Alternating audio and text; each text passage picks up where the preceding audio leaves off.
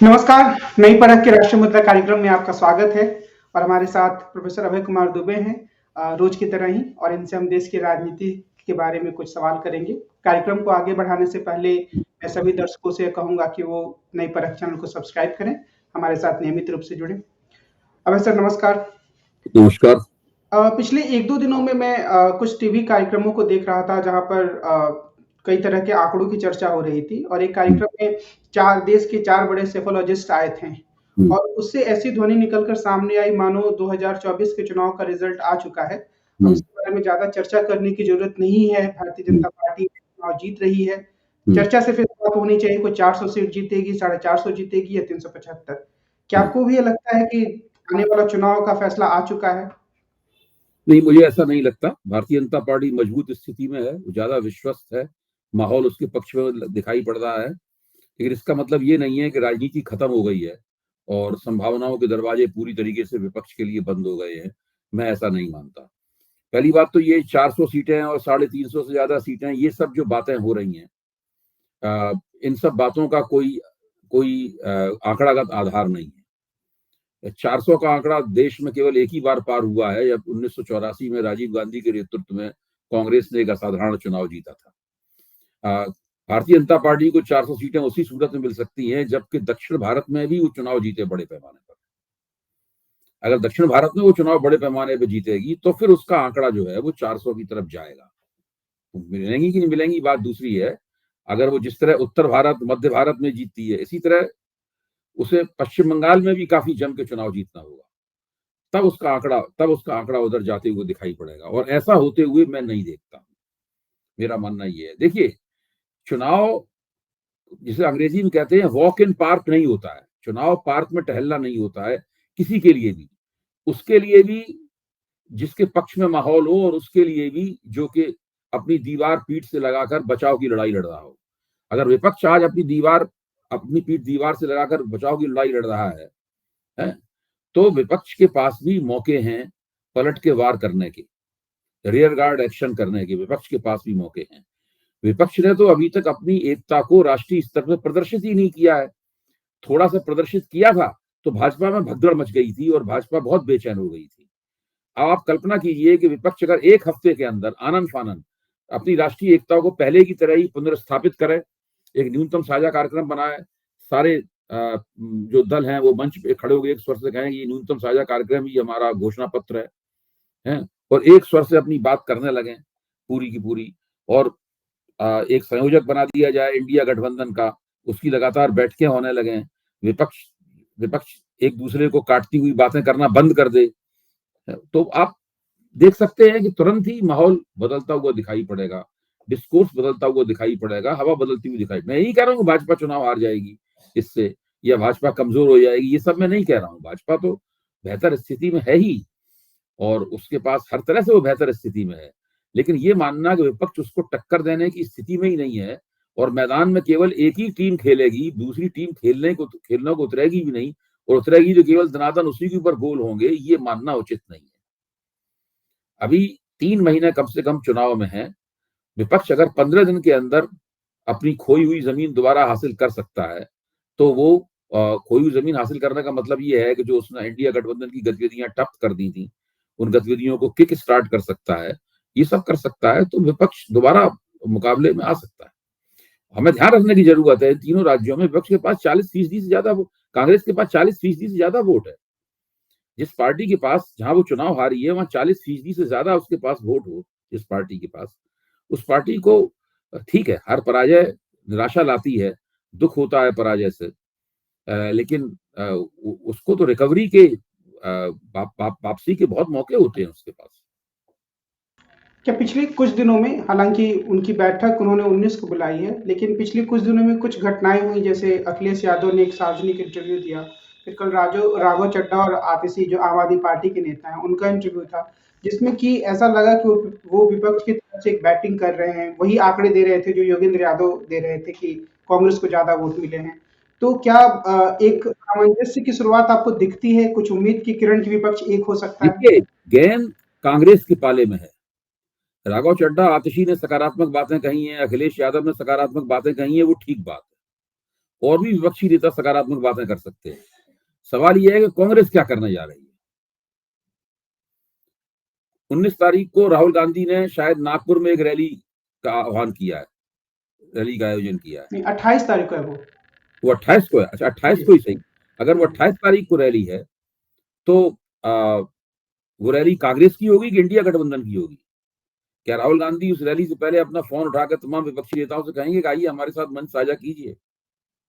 भले ही रैली कांग्रेस आयोजित करेगी, लेकिन आप सब लोगों का स्वागत है और आप भी अपनी बात कहना चाहते हैं तो कहिए वहां से। क्यों ना उसी रैली में हम विपक्ष की एकता की राष्ट्रीय उद्घोषणा कर दें। समय तो बहुत ज्यादा नहीं बचा है। तो अब 28 तारीख के बाद तो फिर 3 दिन रह जाएंगे इस साल को खत्म होने में, और उसके बाद जनवरी, फरवरी, मार्च, यही 3 महीने आपके पास हैं। मार्च के आखिरी हफ्ते में तो मैं समझता हूं कि चुनाव की घोषणा ही हो जाएगी, अधिसूचना जारी हो जाएगी। मई में तो वोट ही पड़ने हैं। अप्रैल में चुनाव प्रचार होगा और मई में वोट पड़ेंगे। तो ऐसी स्थिति में 28 तारीख एक बहुत ही मौका है, जिस मौके का इस्तेमाल करते हुए विपक्ष को अपनी भाजपा विरोधी एकता का ऐलान करना चाहिए।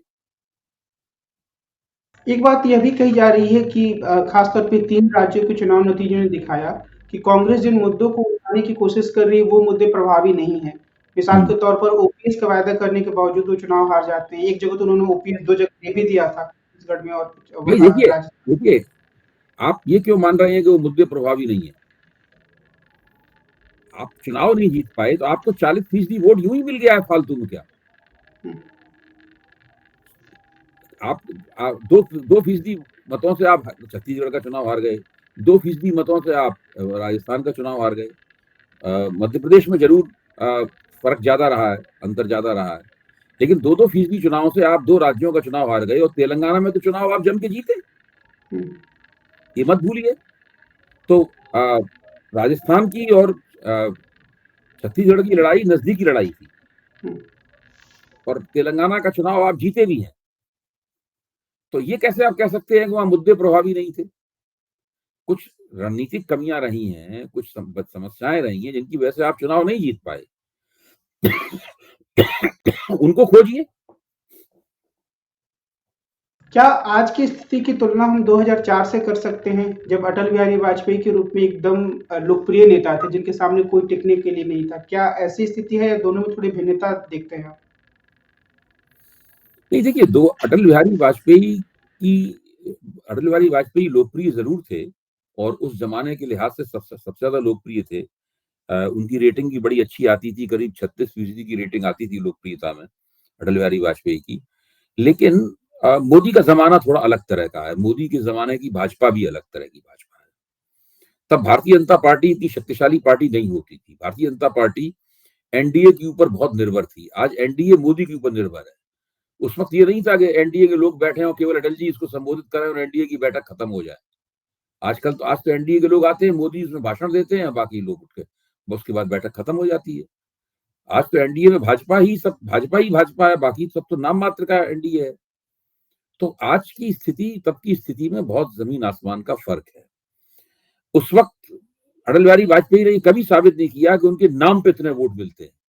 आप लोकनीति का जो पोस्ट पोल सर्वे है वो बताता है कि नरेंद्र मोदी के नाम पर कुछ प्रतिशत ऐसा वोटों का है जो सिर्फ नरेंद्र मोदी के नाम पे बीजेपी को मिलता है। तो ये एक बहुत बड़ी बात है जो नरेंद्र मोदी ने येन केन प्रकारेण किसी भी तरीके से हासिल कर ली है। दक्षिण भारत में उनकी ये स्थिति नहीं है, उनका इस तरह का वर्चस्व नहीं है। लेकिन दक्षिण भारत के अलावा जो दूसरे इलाके हैं वहां मोदी के पास इस तरह की लोकप्रियता और इस तरह का प्रभाव है। ये भाजपा के पक्ष में बात बहुत जाती है।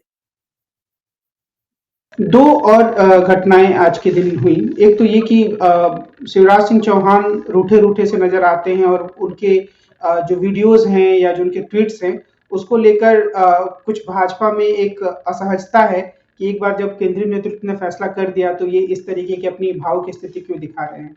तो क्या उनकी राजनीति में कुछ विद्रोह के तत्व भी आ सकते हैं या फिर वो विद्रोह कुछ करने उम्मीद की करेंगे? उनकी औकात ही नहीं है। ना उनकी औकात है, ना वसुंधरा राजे सिंधिया की औकात है। रमन सिंह का तो पुनर्वास हो ही गया है। तो ये सब जो वो कर रहे हैं केवल ये अपने आप को अपने राजनीतिक भविष्य को नुकसान पहुंचा रहे हैं। देखिए, जिस दिन भारतीय जनता पार्टी के कार्यकर्ताओं को और भाजपा के समर्थक जनाधार को लगा कि ये भाजपा छोड़ के जा रहे हैं, देखिए ओम प्रकाश शिवराज सिंह चौहान कल्याण सिंह नहीं है। कल्याण सिंह ने जब उत्तर प्रदेश में भाजपा तोड़ी थी और राष्ट्रीय क्रांति पार्टी अपनी बना ली थी, तो उन्होंने भाजपा को चुनावी नुकसान भी पहुंचाया था। विधानसभा चुनाव में भी नुकसान पहुंचाया था और लोकसभा चुनाव में भी उन्होंने नुकसान पहुंचाया था। वो स्थिति इनकी नहीं है, ये ऐसा नहीं कर सकते।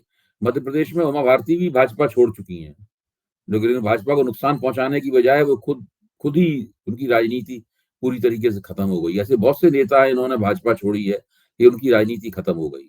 मुझे कल्याण सिंह के अलावा और कोई नेता ऐसा नहीं लगता जिसने भाजपा को कुछ नुकसान पहुंचा पाया हो। और बहुत नाराज थे केशुभाई पटेल गुजरात में, जो गुजरात में पटेलों के सबसे बड़े नेता थे, लेकिन जैसे ही भाजपा ने उनकी पीठ पर से अपना हाथ हटाया, उनके पास कोई एक भी विधायक नहीं गया उनके पास। तो भारतीय जनता पार्टी एक अलग तरह की पार्टी है, उसको आप इस तरीके से नहीं तोड़ सकते। जो कांग्रेस के स्पोक्स पर्सन हैं जयराम रमेश, उन्होंने आज ये कहा कि हम आने वाले 4 दिन जो बचे हैं संसद में उसमें सहयोग नहीं करेंगे, क्योंकि गृह मंत्री जो हैं वो बाहर तो बयान दे रहे हैं संसद की सुरक्षा पर, संसद में नहीं दे रहे हैं।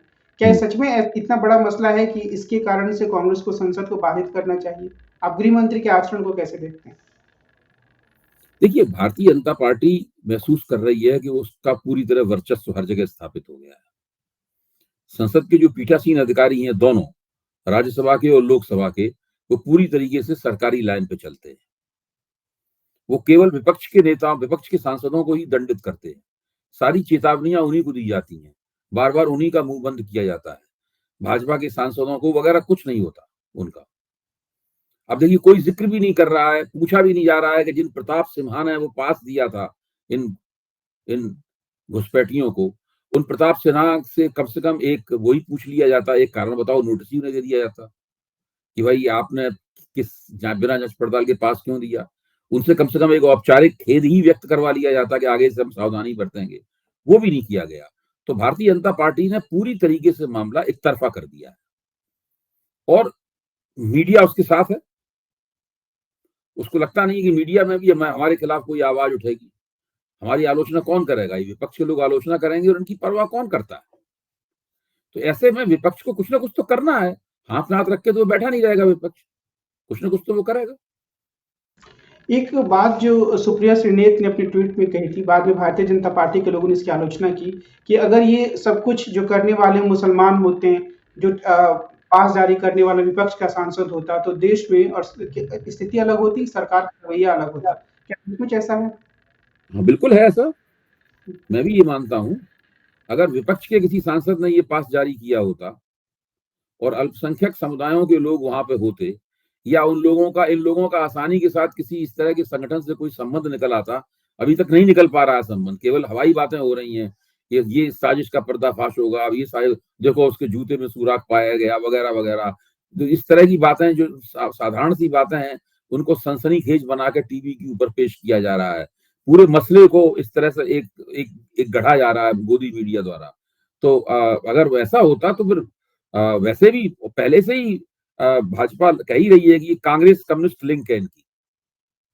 भाजपा ने कहना शुरू कर ही दिया है कि कांग्रेस कम्युनिस्ट लिंक है। लड़की के बारे में आईटी सेल की तरफ से कहा ही जा रहा है कि वो आंदोलनजीवी है।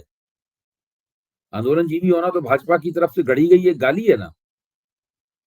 आंदोलनजीवी होने का मतलब ये है कि आप देश की प्रगति के खिलाफ खड़े हुए हैं। आंदोलनजीवी होने का ये मतलब है। तो ये इस तरह से तो भाजपा करती ही निश्चित रूप से। आज की बातचीत को हम यहीं विराम देते हैं। हम कल फिर मिलेंगे और देश की राजनीति से जुड़े कुछ मुद्दों पर प्रोफेसर अभय कुमार दुबे से बातचीत करेंगे। आज की बातचीत के लिए सर आपको बहुत बहुत धन्यवाद। हम कल फिर मिलते हैं। नमस्कार।